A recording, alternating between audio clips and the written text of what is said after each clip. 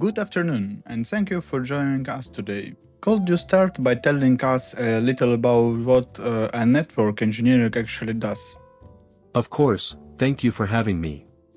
In simple terms, a network engineer is responsible for designing, building, and maintaining the systems that allow computers and devices to communicate with each other.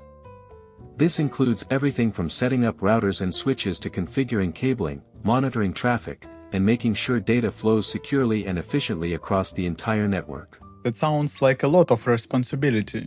What does a typical day look like for you? Honestly, no 2 days are exactly the same.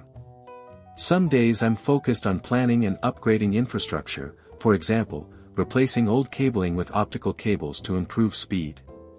Other days are mostly about troubleshooting. A user might report that their connection isn't working, and I need to find out whether the issue is at the user access layer, on a specific switch, or somewhere deeper in the network. I also spend time documenting changes and working closely with the rest of the networking team. You mentioned troubleshooting. Why is it such an important skill in this field? Because networks are complex, and a single small problem can affect dozens or even hundreds of users at once. If I don't approach an issue systematically, checking the physical connection first, then the configuration, then the broader infrastructure, I could waste hours chasing the wrong cause. Good troubleshooting saves time, reduces downtime, and keeps the business running smoothly. That makes a lot of sense. I imagine this kind of pressure also depends heavily on how well people communicate with each other during an incident. So, how important is communication in your daily work, both with users and with other departments? It's absolutely essential, and it's something people outside the field often underestimate. I work with the IT help desk almost every day, since they're usually the first point of contact for users.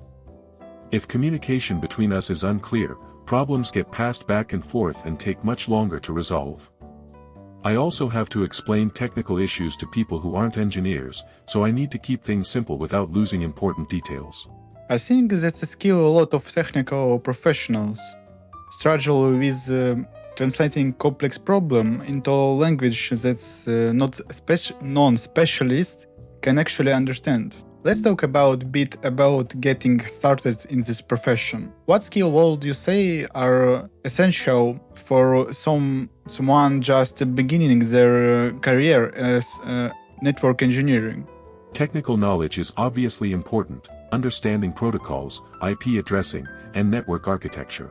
But beyond that, you need patience and analytical thinking, because troubleshooting often feels like solving a puzzle. Communication skills matter just as much, since you'll constantly be working with other departments. And finally, you need to stay curious, because technology changes quickly, and what you learned 5 years ago might already be outdated. That last point is particularly interesting, because the IT industry as a whole moves incredibly fast. How has the role of network engineering specifically evolved over the past several years, in your experience? It's changed a lot. Networks used to be mostly physical, cabling, hardware, local servers. Now, a huge part of the job involves cloud infrastructure, virtualization, and security. Cybersecurity especially has become a major focus, because networks are constantly targeted by attackers.